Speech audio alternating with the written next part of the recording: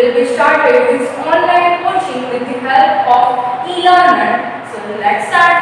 So here, first of all, what is industry? Industry is a group of company. And what is company? The company is a group of person and association who is combined for the same goal. Who is combined for the same goal and same purpose. Okay, so here there is some introduction. First of all, in my next slide. First of all, this is the classification of industry. This is the short introduction, that is classification of industry. First of all, raw material. Second one is size. Third one is ownership. So first of all, raw material के according to हम देखने जाए तो किस type की industry होती है.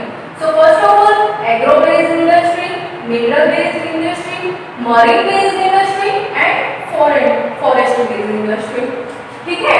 Agro based industry means agriculture based, जो भी आपको प्रोडक्ट मिलती है, सीड्स वगैरह, जो भी बियारण, जो भी आप लोग बोलते हो ना, जो हम लोग फूड उसमें से प्रोड्यूस करते हैं, ठीक है, सीड्स में से फूड प्रोड्यूस करते हैं, बीट्स है, बीज है, तो वो सब कुछ जो है ना वो एग्रो बेस्ड इंडस्ट्री में आता है. मिनरल बेस्ड, हम इसका जो सब कुछ डिस्क्रिप्शन है वो आगे नेक्स्ट स्लाइड में देखेंगे.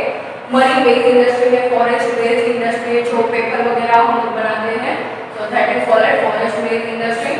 फिर size wise there is mainly two types of industry. The first is large scale industry and the second one is small scale industry. So here there is a two type of industrial size.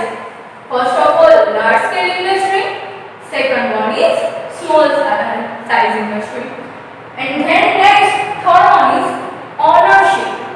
उसमें classification में third main point ऐसा है कि ownership किससे divide होती है. सो उसमें आता है private sector, then after joint sector, cooperative sector and public sector. Private sector क्या होता है, जैसे कि आप लोग स्कूल कॉलेजेस में, आपको अपने एग्जांपल में दिखाओ तो कोई ऐसी स्कूल और कॉलेजेस ऐसी है कि सपोज प्राइवेट सेक्टर है, madam public sector, then after joint venture industry, cooperative sector industry. Private sector क्या होता है, जो भी इंस्टीट्यूशन होती है वो प्राइवेट होती है. लाइक आपको सिंपल अपने एग्जांपल से देखने जाए तो कोई भी कंपनी होती है, जैसे टाटा केमिकल्स प्राइवेट लिमिटेड, जो भी प्राइवेट सेक्टर होता है ना उसके पीछे क्या लिखते हैं, प्राइवेट लिमिटेड, PVT.LTD आप लोग लिखते हो ना, that is called private sector industry. जैसे कॉलेजेस में आप लोग देखते हो कि ये गवर्नमेंट स्कूल है, ये प्राइवेट स्कूल है. Okay, you are getting my point. Okay, so second one is joint sector industry. Joint venture होता है, लाइक दो कंपनी है, ठीक है, कंपनी ए और company B, they are mutually understand about क्या हमें करना है. लाइक सपोज कोई ए कंपनी है उसके 40% शेयर है, बी कंपनी है उसके 60% शेयर है, पर उन दोनों को मिलकर अगर कोई न्यू प्रोजेक्ट के ऊपर वर्क करना है तो that is called joint sector industry. Is anybody know what is joint sector industry के बारे में, किसी को पता है? कोई एग्जांपल देगा? जैसे कि मारुति सुजुकी, तो Maruti and Suzuki both are different industry but they are working together and produce the same product at a time. And after दूसरा एग्जांपल जैसे कि वोडाफोन है और हटसिजन है, जैसे कि BMW एंड टोयोटा है, वो भी अपने अपकमिंग प्रोजेक्ट पे साथ में काम कर रहे हैं. So that is called joint sector industry. ठीक है, then after cooperative sector industry. This is such an amazing point. Cooperative means क्या होता है?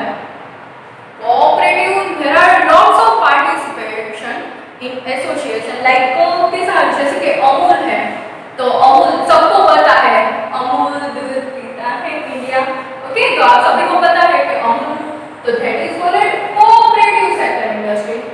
ठीक है, पब्लिक सेक्टर इंडस्ट्री जो पब्लिकली हो, जो भी कंपनी है जैसे कि HUL है, तो that is called public sector. We will learn on hour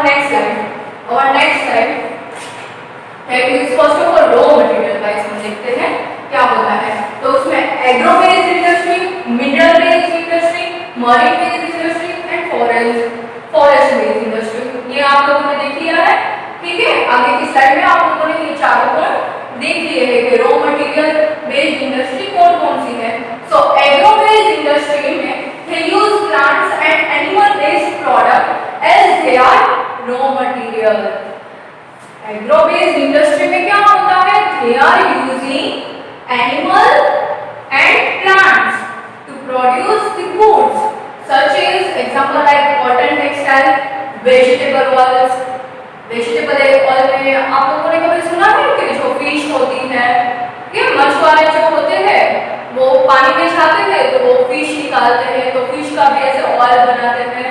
so vegetable oil भी बनता है। कॉटन टेक्सटाइल इंडस्ट्री, तो कॉटन टेक्सटाइल इंडस्ट्री भी किस तरह से बनती है? लाइक कॉटन के प्लांट होते हैं, तो कॉटन को स्पिनिंग, वीविंग, डाइंग सारी प्रोसेस उसके ऊपर होती है, और उस प्रोसेस के बाद होता है उसका फाइनल प्रोडक्शन। एक पूरा ऐसे कापड़ बनता है, मटेरियल बनता है, ठीक है। So this is called agro based industry. Clear all of you? Then after mineral based industry, they are primary industry, they use mineral or else they are raw material. The product of this industry feed other industry such example railway coaches, machinery etcetera. आप mineral based industry के बारे में बताओ, जैसे कि call है, ठीक है। कॉल है तो उसमें से क्या बनता है? उसके ऊपर डाइंग प्रोसेस होती है, ठीक है, और उसको स्टील में कन्वर्ट करते हैं, और स्टील जो होता है वो डिफरेंट प्लेसेस पे जाता है, मशीनरी बनाने के लिए जाता है, रेलवे कोचेस के लिए जाता है। तो स्टील का हम लोग यूज करते हैं ना, स्टील के बर्तन भी बनते हैं, स्टील के बहुत सारी चीजें बनती है, लाइक फर्नीचर में भी उसको यूटिलाइज करते हैं, आपके होम मेड प्रोडक्ट में, इंटीरियर डिजाइनिंग में बहुत सारी ऐसी चीजें हैं जिसके लिए मिनरल बेस्ड इंडस्ट्री वर्क करती है। Then after marine based industry, what is marine based industry? They use product from the sea and ocean as raw material. वो लोग किस तरह से वर्क करते हैं? सच example fish oil, sea food, okay, sea food होता है। सी फूड आप सभी ने, आप गोवा गए होंगे या मरीन ड्राइव पे मुंबई पे गए होंगे, या कोई भी दीव गए हो, या एक्सवाइजेड कोई भी प्लेस पे गए हो, बीच प्लेसेस पे, तो आप लोगों ने सी फूड तो खाया होगा। तो सी फूड के लिए भी सी वो नॉन वेज होता है, ठीक है, तो वो कहाँ से मिलता है? पानी में से मिलता है, ठीक है। So this all are called marine based industry. Then after forest based industry, यहाँ पे हमने आगे की स्लाइड में हम लोगों ने देख लिया था कि they utilize forest product as a raw material, such example wax, gum, paper, etc. गम होता है तो ट्री होता है, ठीक है, ट्री होता है तो ट्री को उसका जो ऊपर का पोर्शन है, ठीक है, वो सब कुछ कट करते हैं तो उसमें से कभी कभी गम निकलता है। फिर ट्री होता है उसको ही मैन्युफैक्चरिंग करके हम उसको ही पेपर में कन्वर्ट करते हैं। So this is called forest based industry. Next see here, this is some of the example, I will show you some photograph. So this is on the basis of raw material. So first of all, ये cotton, woolen, jute, silk, textile, rubber, sugar, tea, coffee, edible oil. So this is called on the basis of raw material. Next, mineral based industry. यहाँ पे आप देख सकते हो mineral based industry के example like iron and steel industry. जैसे आप लोगों ने नाम सुना होगा Tata iron and steel industry, कहाँ पे आई है? गुजरात में ही आई है ना। So Tata iron and steel industry, cement factories है, ठीक है, वो हमारा जो नेक्स्ट लेक्चर होगा तो हम उसको भी हम डिस्क्रिप्शन में हम लोग देखेंगे। तो ये है सीमेंट फैक्ट्री। सीमेंट फैक्ट्री के भी आपको एग्जाम्पल पता होंगे, जैसे कि अंबुजा सीमेंट है, बंगर सीमेंट है, ठीक है, Virat compressive strength. So this is called cement factory. Aluminium industry है, पेट्रोकेमिकल फील्ड है, रिलायंस का पेट्रोल पंप आप सभी ने सुना होगा, रिलायंस पेट्रोल पंप है, या हिंदुस्तान यूनिलीवर का भी जो है ना, हिंदुस्तान पेट्रोलियम, इंडियन ऑयल है। So this is called petrochemical field industry भी होती है। और एक उसके बाद आता है मरीन बेस्ड इंडस्ट्री, तो उसमें आता है seafood, fish oil. So this is called marine based industry. Forest based industry, paper बनाते हैं। small scale industry, large scale industry. तो small scale industry, this is the difference between small size wise difference है ना, ये small scale industry क्या होती है और large scale industry क्या होती है.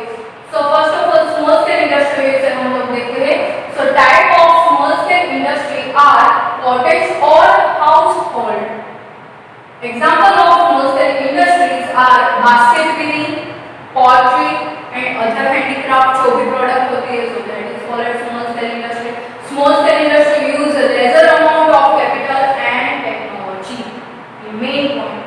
Small scale industry अगर आपको स्टार्ट करनी है तो आपको बहुत कम अमाउंट होती है. लाइक उसमें भी जो गवर्नमेंट है हमारी इंडियन गवर्नमेंट वो भी हम लोगों को क्या देती है, सब्सिडी भी प्रोवाइड करती है. जैसे आप लोगों ने अगरबत्ती के बारे में सुना होगा, तो अगरबत्ती क्या है, वो भी आप सभी घर पे जाते हो, मंदिर वगैरह होता है तो दिया जलाते हो, धूप करते हो, अगरबत्ती करते हो, तो वो अगरबत्ती कौन सी है, वो भी स्मॉल स्केल इंडस्ट्री में ही आती है.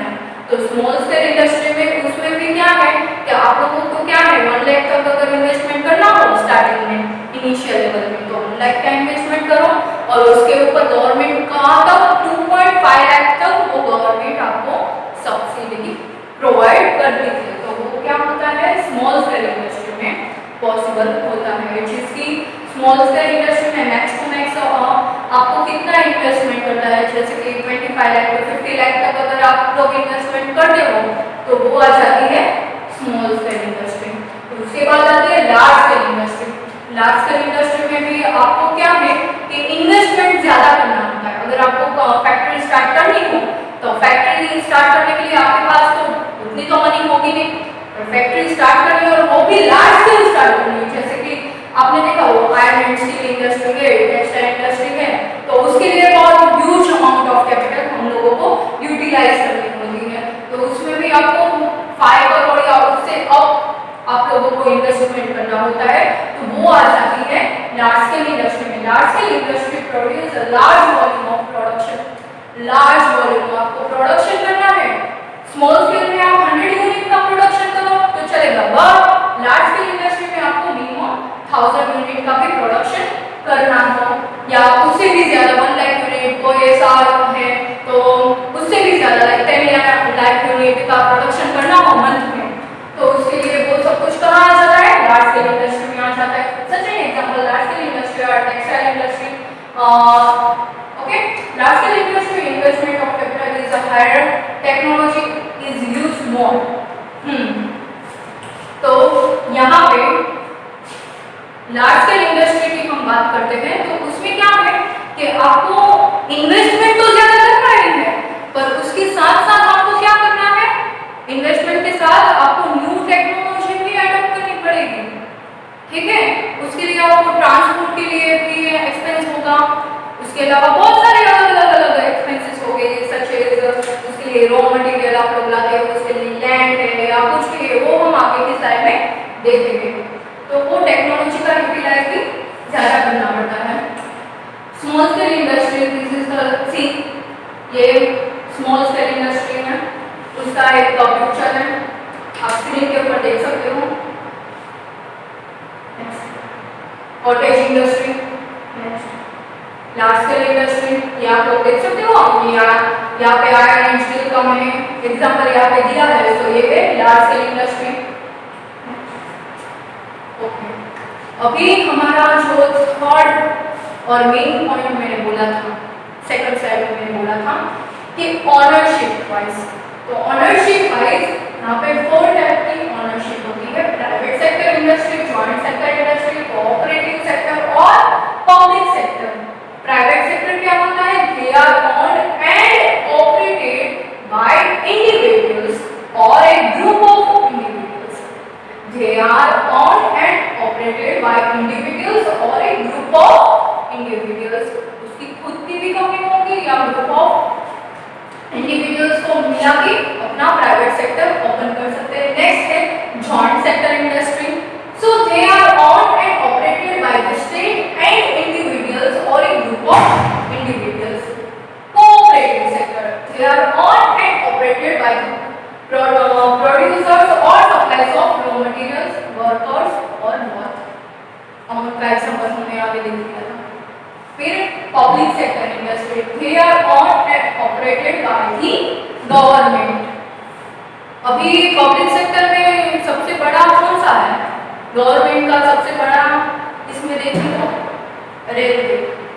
रेलवे टोटली पब्लिक सेक्टर है और उसको थ्रू आउट कोई भी प्राइवेट कंपनी उसको हैंडल नहीं करती, गवर्नमेंट भी उसको हैंडल करती है। जैसे आप लोग प्लेन में फ्लाइट वगैरह देखते हो तो उसमें आपने बहुत सारी फ्लाइट देखी है, जैसे कि इंडिगो है, जेट एयरवेज है, तो वो अलग अलग कंपनी है जो अपनी खुद की प्राइवेट फ्लाइट ऐसे लॉन्च करती है। बट जो रेलवे एक ही ऐसी चीज है जो टोटली गवर्नमेंट के अंडर हैंडल है। हम अपनी नेक्स्ट स्लाइड में अगर देखते हैं, so here are some of the example of private sector industry, जैसे टाटा है, टाटा कंपनी है, फिर बजाज कंपनी है, फिर नेक्स्ट है जॉइंट सेक्टर में ऑयल इंडिया लिमिटेड है, cooperative sector like handloom industry होती है, वो हैंडीक्राफ्ट वगैरह हमने आगे एग्जांपल देखा था ना, तो ये हैंडीक्राफ्ट की हैंडलूम इंडस्ट्री है। फिर food processing industry, FMCG product जो भी बनाती है वो इंडस्ट्री कोऑपरेटिव सेक्टर में भी आ जाती है, जैसे कि नेस्ले की जो भी प्रोडक्ट है लाइक मैगी है या बहुत सारे ऐसे प्रोडक्ट है वो food industry, food processing industry में जाती है। ठीक है। फिर dairy product industry, dairy product वो भी जो गुड्स है वो ऐसे पेरिशेबल गुड्स कहते हैं। पेरिशेबल गुड्स क्यों कहते हैं उसको? क्योंकि वो जल्दी से खराब हो जाता है। आप लोग अपने घर पे जैसे अमूल का दूध हो या माही या गोपाल या कोई भी XYZ कंपनी का आप लोग मिल्क लेते हो तो 2-3 दिन के बाद खराब तो हो ही जाएगा अगर नहीं पीते हो तो। सो that is called perishable product. तो पेरिशेबल प्रोडक्ट जो है वो किस में जाते हैं? डेयरी प्रोडक्ट इंडस्ट्री में। कौन सी? डेयरी प्रोडक्ट इंडस्ट्री में। नेक्स्ट आएगा पब्लिक सेक्टर इंडस्ट्री में, आप देखोगे कि BHEL भेल कंपनी है, ठीक है। उसके बाद ये सेल कंपनी है, सो that is public sector industry. Railway भी आ जाता है। फिर factor needed for a industry, कौन कौन से फैक्टर्स हमें रिक्वायरमेंट है फॉर इंडस्ट्री? हमें इंडस्ट्री स्टार्ट करने के लिए कौन कौन से फैक्टर हमें इफेक्ट करते हैं, रिक्वायरमेंट है या जो भी like availability of raw material तो होना चाहिए, अदरवाइज हम लोग प्रोडक्ट कैसे प्रोड्यूस करेंगे। फिर आता है लैंड, कोई प्लेस को डिसाइड होनी चाहिए ना। उसके बाद वाटर तो कंपलसरी, कोई भी इंडस्ट्री हो वाटर तो नेसेसरी है। उसके बाद लेबर वर्कर्स जो होते हैं, काम करने के लिए वर्कर्स होते हैं, उनका स्टाफ होता है, पावर होती है तो उसमें भी स्टाफ के अंदर भी लाइक मैनेजर है, ऐसे चैनल होती है, लाइक मैनेजर होता है, उसके नीचे सुपरवाइजर, वर्कर्स को एक चैनल होती है, उनके पास उनके खुद के राइट्स होते हैं, उसके खुद के पावर्स होते हैं, तो वो भी इंडस्ट्री के लिए कंपलसरी है। उसके बाद आता है capital money, without capital you don't start any industry, I don't think so. उसके बाद आता है ट्रांसपोर्ट फैसिलिटी तो हमेशा चाहिए ही, क्योंकि अगर आपको अगर बोले कि किसी का कॉल आया, ऑर्डर आया कि मुझे कल के कल 1000 यूनिट इस XYZ पर्टिकुलर प्रोडक्ट के चाहिए, तो आपको किस तरह से मिलेगी? उसके लिए आपको रॉ मटेरियल तो है नहीं आपके पास, तो आप और इवन सेफ्टी स्टॉक भी नहीं है। सेफ्टी स्टॉक पता है ना क्या होता है? रिजर्व करते हैं ना, कोई स्टॉक हम बचा के रखते हैं, so that is called safety stock. अगर हमारे पास सेफ्टी स्टॉक भी नहीं है, ठीक है, तो मंगाना तो पड़ेगा ना। तो मंगवाने के लिए तो हमें ट्रांसपोर्ट को फैसिलिटी होनी चाहिए। अगर सेम टाइम पे हम फोन करें और सेम टाइम पे डिलीवरी आ जाए तो ही हम ट्रांसपोर्ट प्रॉपर हो, तो ही हम उसको नेक्स्ट डे हम लोग डिलीवरी कर सकते हैं। अदरवाइज वो ऑर्डर अगर हम नहीं दे पाए तो वो किसी और को ऑर्डर दे देगा। आप ही देखो, आप कोई शॉपकीपर के पास जाते हो और आपने कोई भी XYZ चीज आपने परचेज, जैसे कि सेल फोन लेने के लिए गए, अगर ये सेल फोन इस शॉप में नहीं है तो आप कौन सी दूसरी शॉप पे अवेलेबल है तो हम दूसरी शॉप पे चले जाएंगे। हम थोड़ी वेट करेंगे 15 डेज तक, 20 डेज तक, कोई करता है, कोई नहीं भी करता। सो ये है ट्रांसपोर्ट। उसके बाद मार्केट, हाँ मार्केट तो होना चाहिए। हम कोई भी इंडस्ट्री ऐसा नहीं है कि चलो हमने प्रोडक्ट प्रोड्यूस कर ही दी है तो हम उसको फिर एक चेन होनी चाहिए, लाइक एक डिस्ट्रीब्यूशन चैनल होनी चाहिए।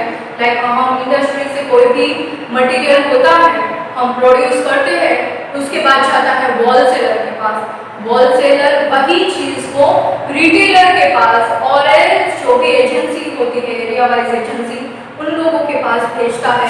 फिर एजेंसी वाले जो भी कस्टमर है या तो कोई शॉपकीपर है उनके पास भेजता है। तो एक प्रॉपर मार्केट होना चाहिए कि हम आज कहीं भी हम अपनी कंपनी स्टार्ट कर रहे हैं तो हमारे पास मार्केट है, हम ये प्रोडक्ट प्रोड्यूस करने जा रहे हैं तो इसकी मार्केट में डिमांड कहाँ है। जैसे कि अभी सैनिटाइजर की कहाँ इतनी डिमांड थी, बट नाउअडेज आप सभी लोग देख रहे हो बहुत सारी कंपनी न्यू एस्टैब्लिश हो गई है जिसको सैनिटाइजर चाहिए और उन्होंने बहुत ऐसे लार्ज स्केल पे अपना मार्केट कवर कर लिया।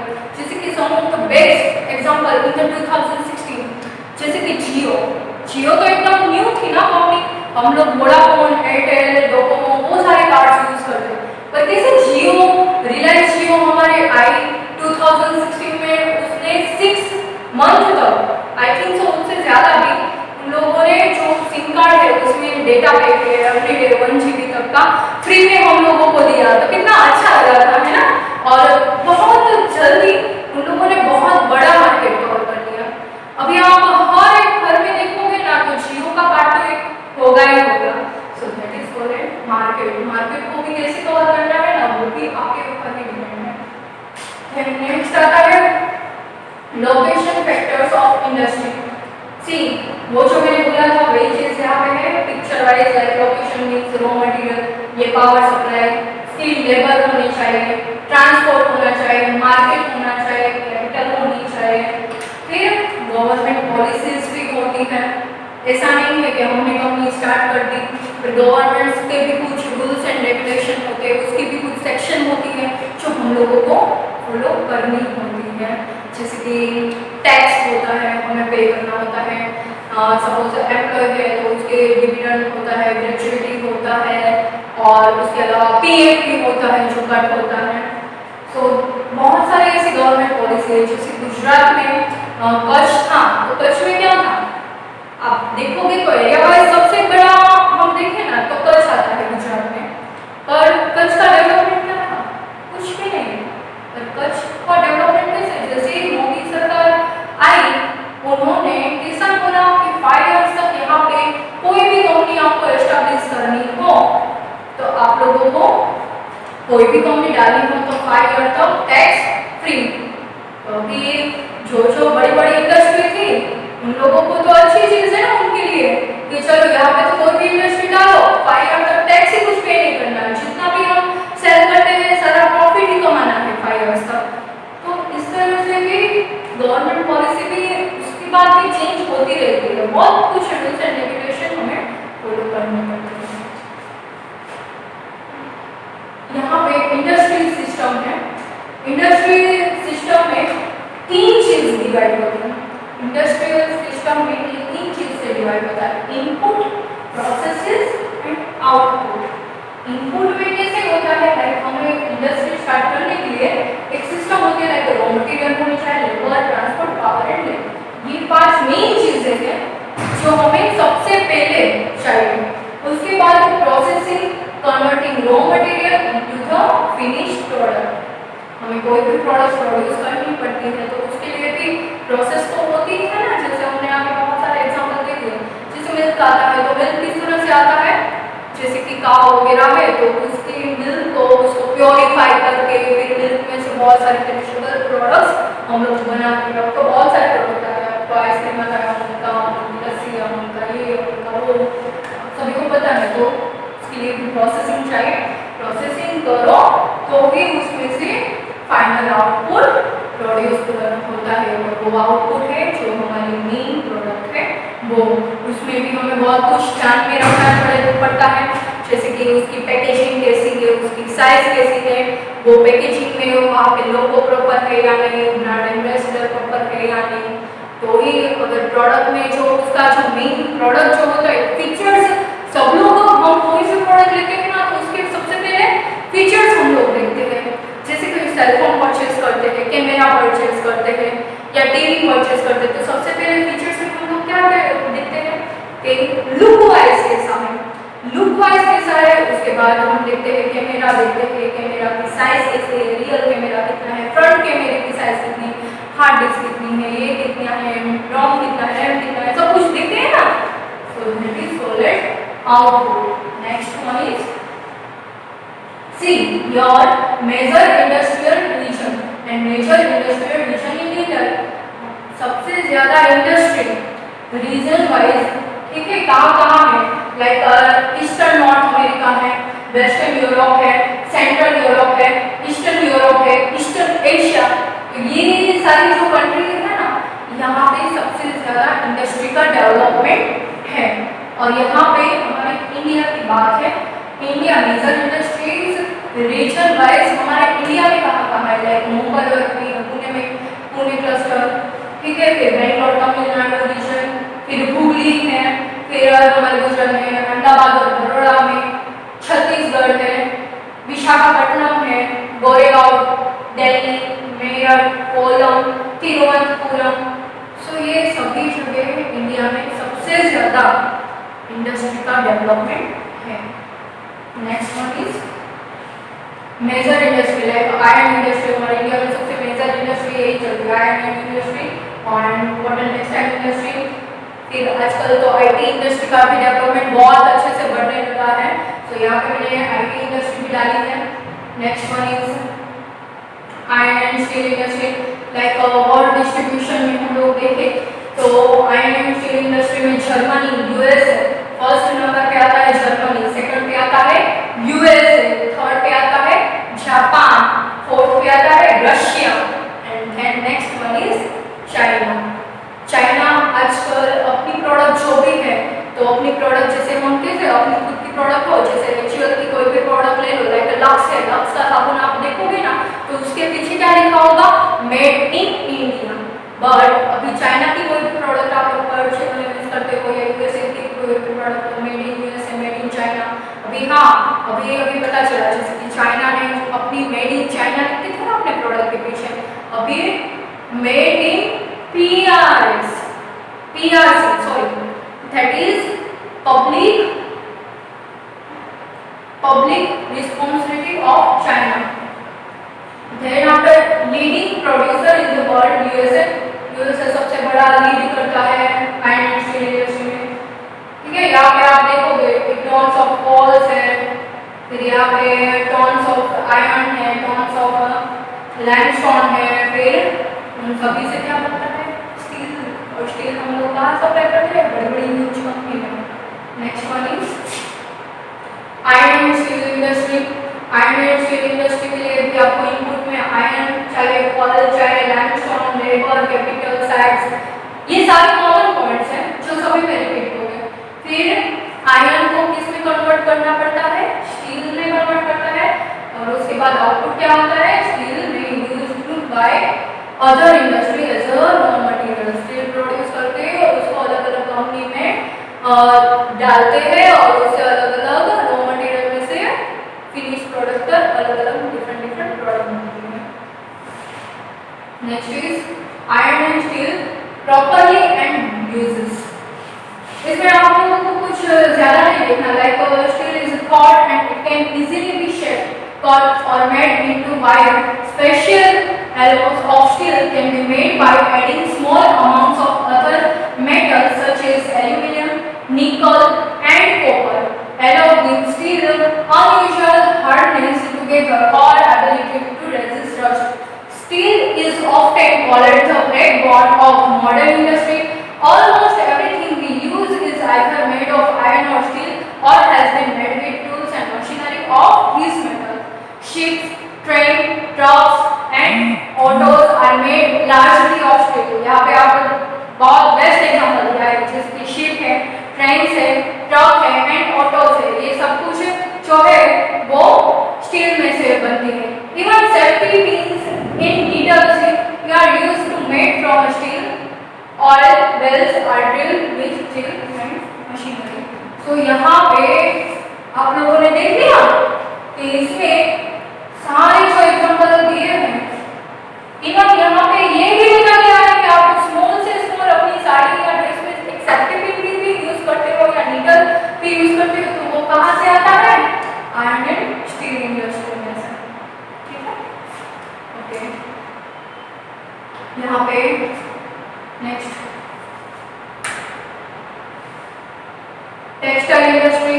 टेक्सटाइल इंडस्ट्री के बारे में वर्ल्ड डिस्ट्रीब्यूशन सबसे ज्यादा टेक्सटाइल इंडस्ट्री का कहाँ होता है, लाइक यूएसए है, जापान है, इंडिया है और चाइना एंड रशिया, यहाँ पे सबसे ज्यादा डिस्ट्रीब्यूशन होता है। क्या होता है? टेक्सटाइल इंडस्ट्री का, जिसके आप लोग क्लोथ वगैरह पहनते हो ना, वो भी टेक्सटाइल इंडस्ट्री में ही आ जाता है। Leading producer in the world is Japan. Japan का एक ओस्का करके स्टेट है, तो उसमें कैसा है, वो एक पूरे वर्ल्ड में लीड करता है। क्या लीड करता है? टेक्सटाइल इंडस्ट्री को। Leading producer in India, India में सबसे ज्यादा गुजरात में जो अहमदाबाद सिटी है, गुजरात में अहमदाबाद सिटी है, तो वहाँ पे सबसे ज्यादा टेक्सटाइल इंडस्ट्री का मार्केट अवेलेबल है। और सबसे ज्यादा गुड्स में से, रॉ मटेरियल में से सबसे ज्यादा जो भी फाइनल प्रोडक्ट बनती है वो अहमदाबाद में बनती है।